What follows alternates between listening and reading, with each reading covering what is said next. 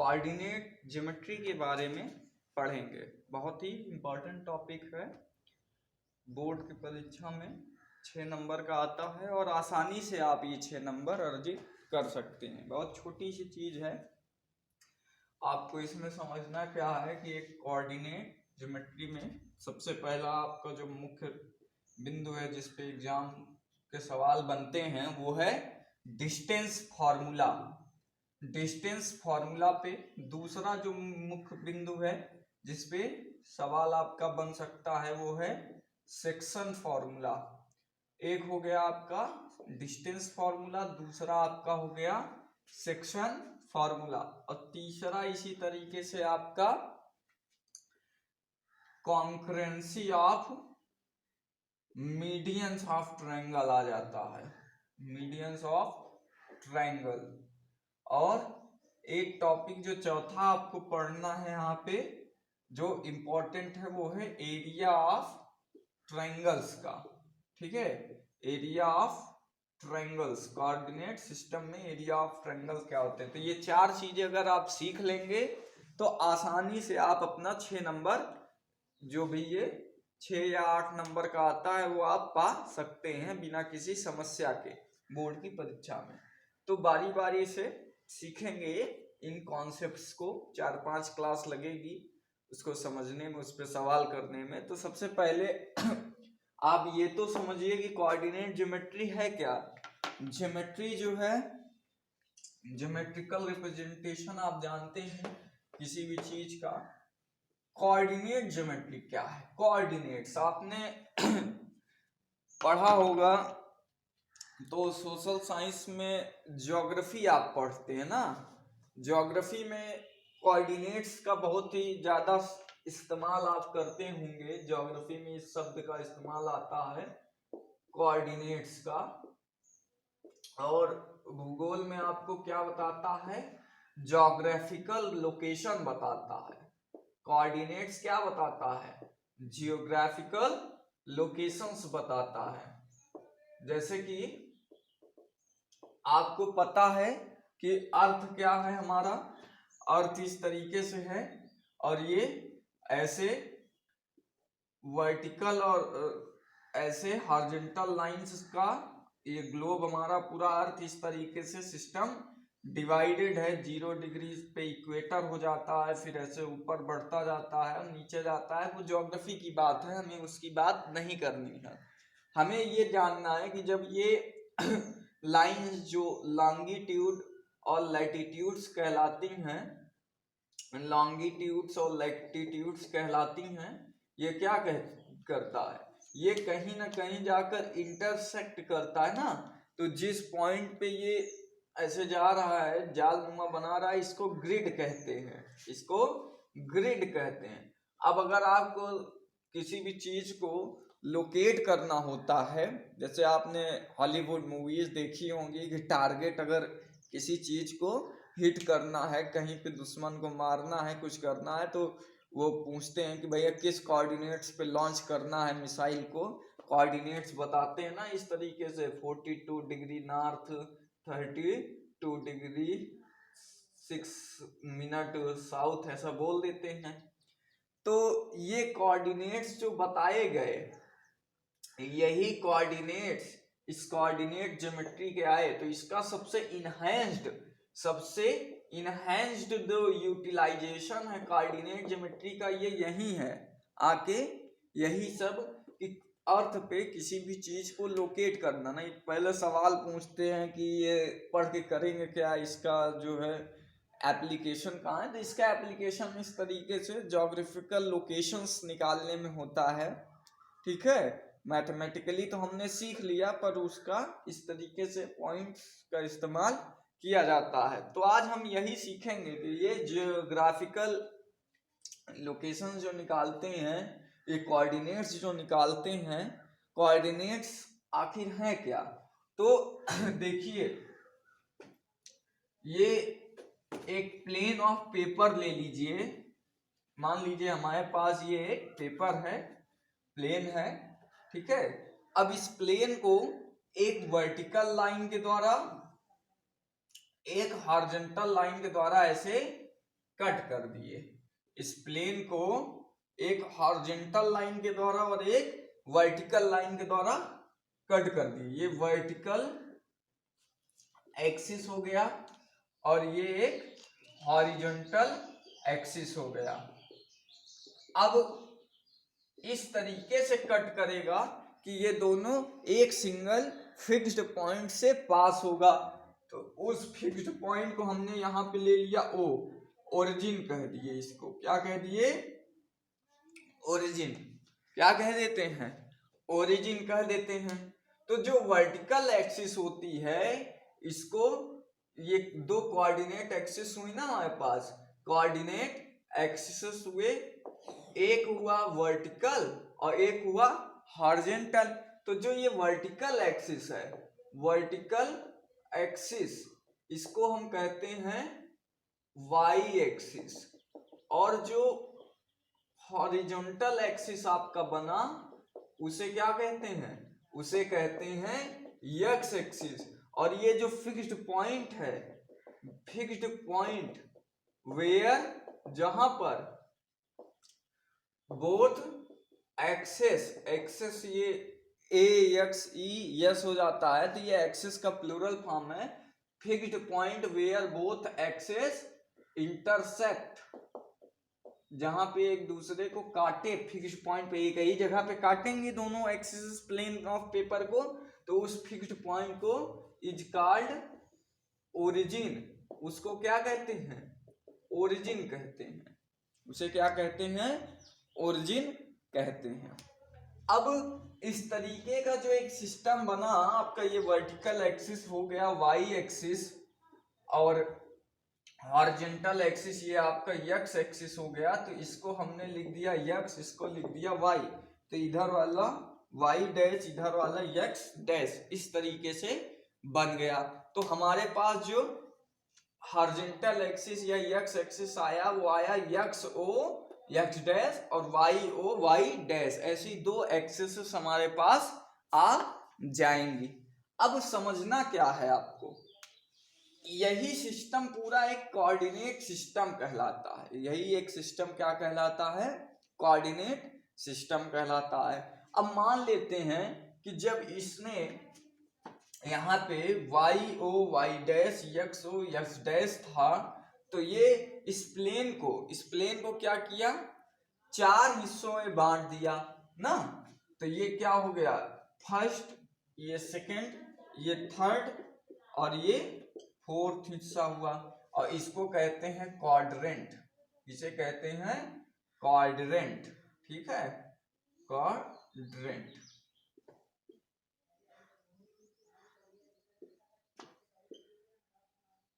Quadrant कह दिए। ठीक है, तो इस तरीके से चीजें विभाजित हो गई कि भैया ये फर्स्ट क्वाड्रेंट हो गया, ये सेकंड क्वाड्रेंट हो गया, ये थर्ड क्वाड्रेंट हो गया और ये फोर्थ क्वाड्रेंट हो गया। अब देखिए, जो एक्स एक्सिस है ओरिजिन के इधर, ओरिजिन के राइट में, राइट मतलब होता है सही होना। आप ऐसे समझ सकते हैं कि राइट मतलब हमेशा चीजें सही, पॉजिटिव, प्लस में है। तो अब वो ओरिजिन के इधर की जो चीजें होंगी वो हमेशा प्लस होंगी।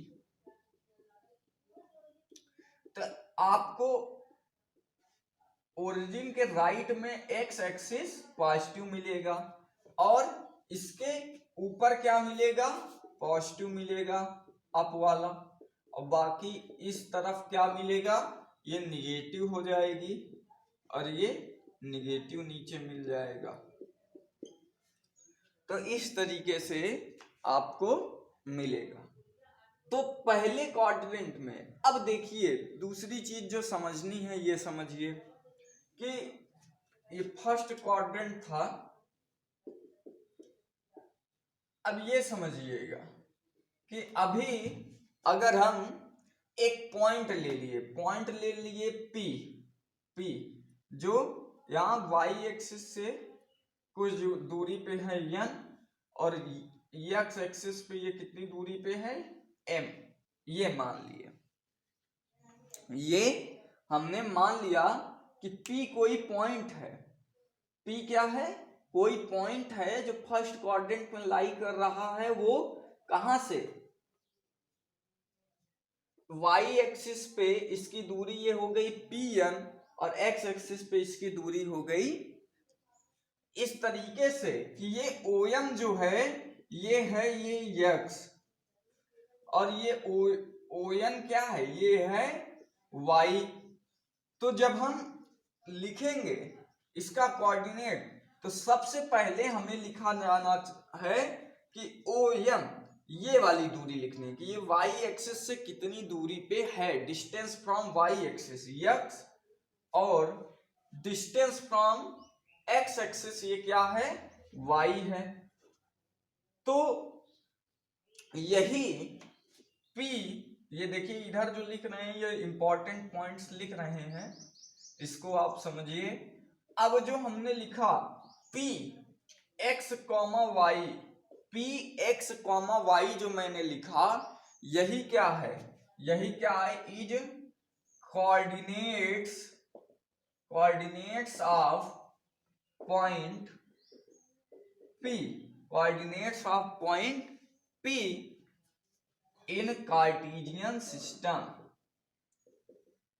कार्टेशियन सिस्टम में ये पॉइंट क्या है, Px, y कार्टेशियन सिस्टम में कोऑर्डिनेट्स है किसका, P पॉइंट का, x, y। तो सर यहाँ x क्या है, जो पहला लिखा हुआ है Px, y में ये x, इसको कहते हैं एब्सिसे, इसे क्या कहते हैं, एब्सिसे, और इसे क्या कहते हैं, इसे कहते हैं ऑर्डिनेट, इसे कहते हैं ऑर्डिनेट।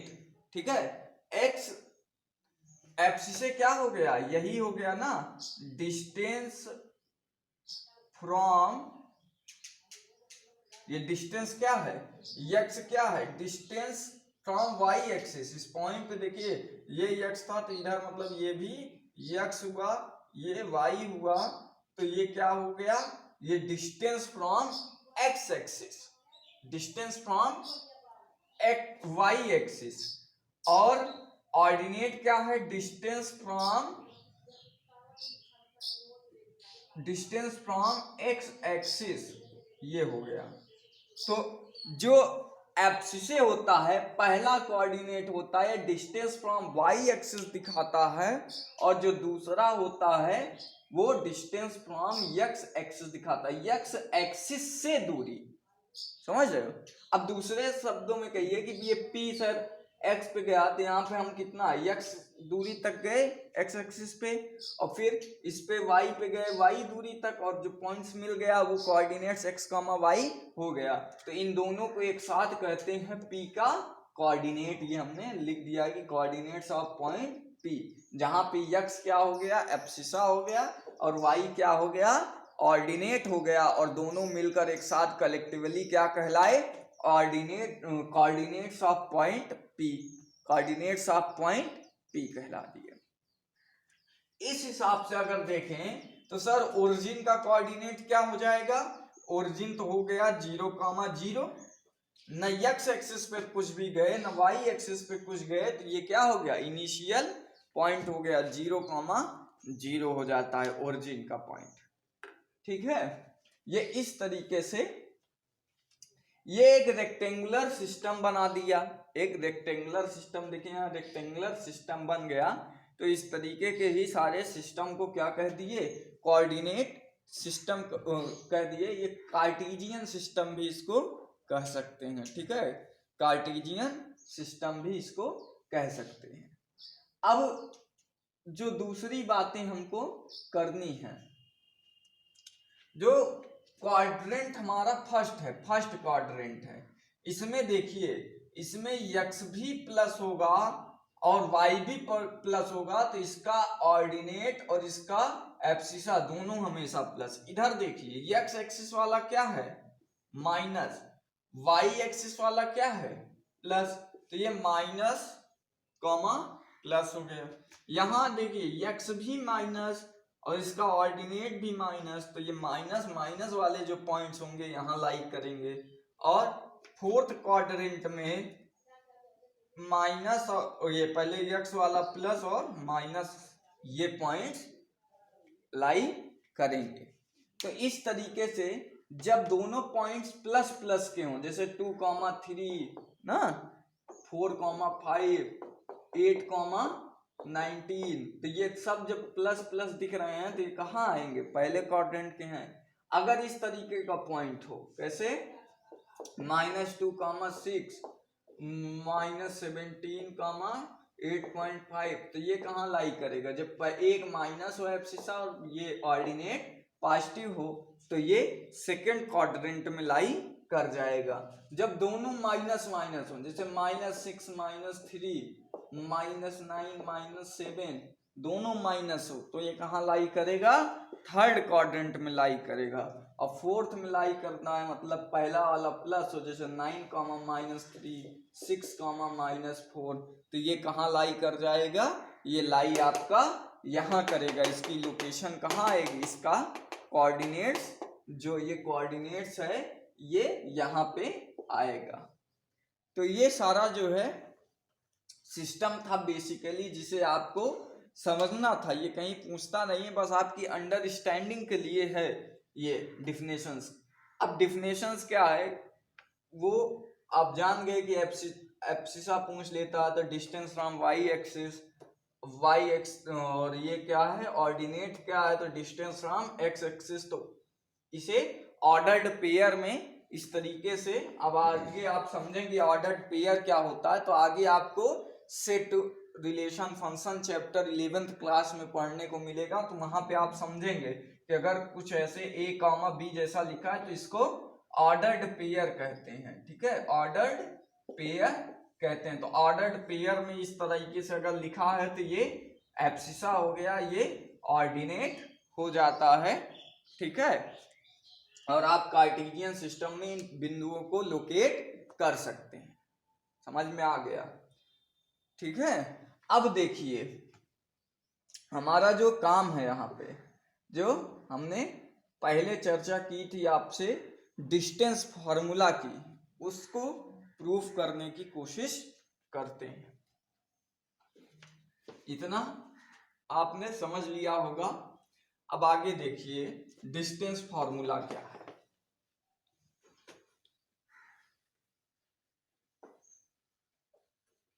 या थोड़ी सी बातें और कर लेते हैं।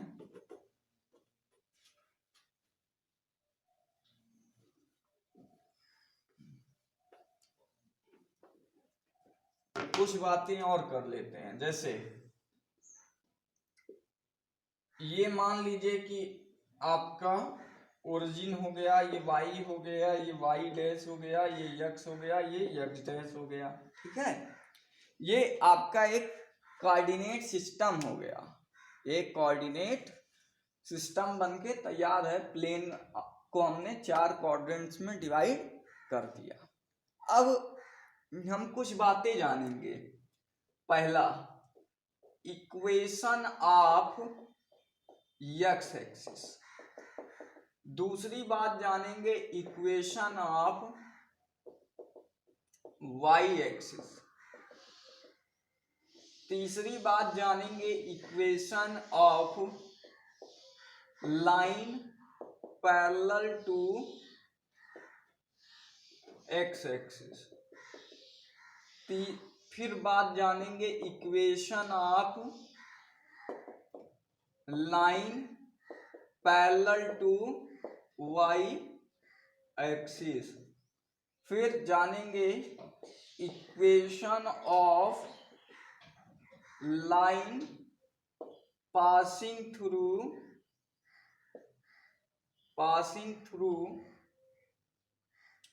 ओरिजिन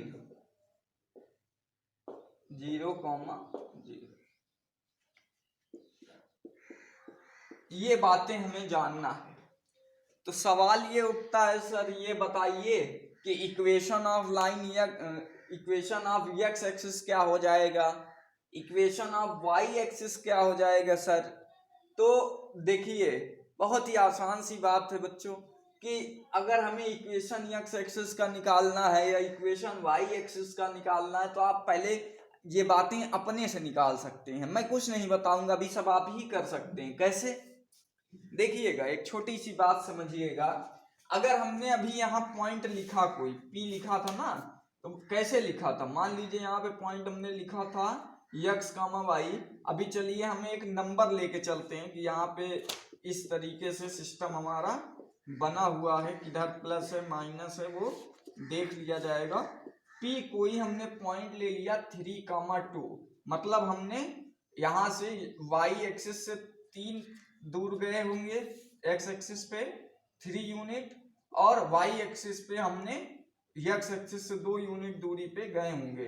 तो इस तरीके से ये P हमारा हो जाएगा, यही P हो जाएगा 3, 2 जो हमने पॉइंट लिया। अब देखिए, अब जो ये हमने पॉइंट लिया है इस पे क्या है कि हमने कुछ दूरी तय की x एक्सिस पे, कुछ दूरी तय की y एक्सिस पे ना, y एक्सिस से भी कुछ दूर है, x एक्सिस से भी कुछ दूर है। हमें करना क्या है, हमें करना है बच्चे कि x एक्सिस का इक्वेशन प्राप्त करना है। x एक्सिस क्या है, x एक्सिस यही है ना बच्चे, ये है x एक्सिस। मतलब आपको चाहिए क्या, इस एक्सिस का इक्वेशन चाहिए ना। और ये इक्वेशन क्या मिलेगा, अगर हम ये दूरी कम करते जाएं, ये दूरी क्या करें, कम करते जाएं, मतलब हम y एक्सिस की तरफ शिफ्ट करें ना, तभी मिलेगा। अब आपको कोइंसाइड करना है, इस पॉइंट को इस लाइन पे ले आना है ना, इस पॉइंट को इस लाइन पे ले आना है। तब क्या करेंगे, इसका इक्वेशन क्या होता है, लाइन का जानते हैं ना, स्ट्रेट लाइन का इक्वेशन होता है ax plus by plus c is equal to 0। Pair of linear equation in 2 variable वाले में हमने बताया था आपको क्लास 9th वाली क्लास में कि लाइन जो पास हो रही होगी यहाँ से, इस पॉइंट से अगर ऐसे कोई लाइन पास होगी इस बिंदु से, तो उसका इक्वेशन क्या होगा, ax plus by plus c is equal to 0 होगा। और ये लाइन उस पर सेटिस्फाई, ये पॉइंट उस पर सेटिस्फाई एक्स वाई की वैल्यू पे कर जाएंगे। ठीक है, ऐसे अनेकों बिंदु इन पे infinite point sets of points satisfy करके इस लाइन को बनाए होंगे। पर हमें क्या करना है, इसी लाइन को क्या करना है कि यहाँ पे ले आना है। अब लाइन कैसे भी पास हो सकती है, ये तो हमने एक जनरली ऐसे खींच दिया।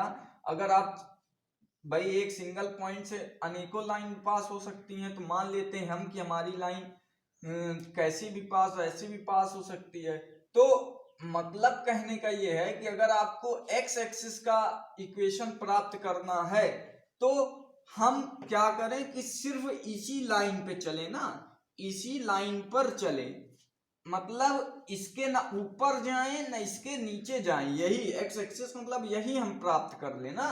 और यही प्राप्त करने का तरीका क्या है, आपके पास सबसे आसान तरीका है कि आपने यहाँ पे सीख लिया, चाहे x की वैल्यू 1 ले लो, चाहे 2 ले लो, चाहे 3, 4, 5, -1, -2, -3, मतलब जो पॉइंट है तो ऑर्डिनेट कुछ भी लेते जाओ, k ले लो, एक कांस्टेंट कुछ भी लेते जाओ, और y वाले को क्या कर दो, 0 कर दो। मतलब y पे हमें जाना ही नहीं है, y पे ना हमें यहाँ ऊपर जाना है ना नीचे जाना, हमें इसी 0 पे टिके रहना है। अगर y 0 ले लें और x की कुछ भी वैल्यू लेते जाएं तो जो कोऑर्डिनेट बनेगा वो x एक्सिस का कोऑर्डिनेट होगा। समझे आप, देखिए सिंपल सी बात है, यही क्या है, यही है लाइन, इक्वेशन ऑफ लाइन। तो अब देखिए समस्या आपकी सॉल्व हो गई, ये इक्वेशन था लाइन का, यहाँ पे हमने क्या किया, y को 0 कर दिया, y को क्या कर दिया, 0 कर दिया। तो हमारे पास क्या बचा, ax plus c is equal to 0। तो मतलब x बराबर -c बाई a, ये कोई कांस्टेंट होगा, x is equal to constant कर दीजिए, x is equal to constant कह दीजिए। तो जो भी x कांस्टेंट है, x कांस्टेंट है, मतलब x अगर आप कांस्टेंट कर देंगे तो जो आपको लाइन अब मिलेगी वो कहां से, भाई हमने x को फिक्स कर दिया, y की वैल्यू को बदलते गए, y की वैल्यू को क्या किए, बदलते गए और x को कांस्टेंट कर दिया तो आपको अब ये वाली कंडीशन मिल जाएगी। अगर हम इसी प्रकार से y बराबर कांस्टेंट ले लें तो हमें ये वाली कंडीशन मिल जाएगी। इसी तरीके से इक्वेशन ऑफ x एक्सिस तो आपने जान ही लिया कि y इज इक्वल टू 0 कर दीजिए, y को 0 कर दीजिए, x पे कुछ भी लेते जाइए आपको x एक्सिस का मिल जाएगा। इक्वेशन ऑफ y एक्सिस अगर आपको निकालना है तो x इज इक्वल टू 0 आप कर दीजिए। देखिए कोई भी पॉइंट्स का कलेक्शन आपको दिया गया रहेगा, इसको मिटा देते हैं। आप देखिए अब सारी बातें क्लियर हो गई कि यहाँ पे आप पहला वाला आप देख लीजिए, x एक्सिस क्या y बराबर 0 कर दिया। अब y 0 कर दिए तो आप जो भी कलेक्शन मिलेगा आपको यही लाइन पूरी मिल जाएगी। तो ये y इज इक्वल टू 0 इसका इक्वेशन आप कह देंगे। y बराबर 0 कहा, जैसे ही मतलब y पे हम गए ही नहीं, y को यहाँ 0 कर दिए, x जितने भी पॉइंट्स आप लेंगे सब इसी लाइन के लेंगे तो वो क्या हो जाएगी, यही इक्वेशन हो जाएगी। इसका equation x is equal to 0 कर दिए, x बराबर 0 कर दीजिए। x को अगर हम 0 कर दें तो क्या होगा, x पे हम जा ही नहीं रहे, ना इस लाइन को छोड़कर इधर गए ना इस लाइन को छोड़कर इधर गए, इसी लाइन पे बने हुए हैं ना। अगर y बराबर कुछ भी लेते जाएंगे, x 0 है ना, हम इधर मूव करेंगे ना इधर मूव करेंगे, जितने भी पॉइंट्स हमें मिलेंगे सब इसी लाइन पे मिलेंगे। तो x इज इक्वल टू 0 के लिए ये y एक्सिस का इक्वेशन हो गया। अब equation of line parallel to x axis हमने बताया, x एक्सिस के हमें पैरेलल बनाना है, इसके पैरेलल तो क्या करिए कि y is equal to constant कर दीजिए। x एक्सिस के पैरेलल 0 है तो यहाँ है, अगर यही हम उठाकर चाहें तो 1 रख दें, y बराबर 1, तो y बराबर कांस्टेंट कर दीजिए, y बराबर कांस्टेंट कर दीजिए, y is equal to k। अभी हमने निकाला था ना कि इस तरीके से है कि ax plus by plus c is equal to 0 है। y को हमने क्या कर दिया, मतलब x को हमने 0 कर दिया, तो जो y बराबर कांस्टेंट y बराबर कांस्टेंट मिलेगा x को 0 करने पे, वो क्या होगा, line parallel to x axis हो जाएगा। कैसे हो जाएगा, देखिए यहाँ पे y इज इक्वल टू 0 है, y इज इक्वल टू 0 है। अब अगर हमने यही क्या किया कि भाई 0 था तो यही पॉइंट्स मिल जा रहे थे, अब x वेरी करता जाए, x कुछ भी मिलता जाए, 1, 2, 3, 2, 100, 2, y क्या है, सेम है, y क्या है, फिक्स रख रहे हैं। जब y को फिक्स रख रहे हैं और x को बदलते जा रहे हैं, x को बदलते जा रहे हैं, y को सेम रख रहे हैं, तो इसी 2 से ही वो लाइन गुजरेगी।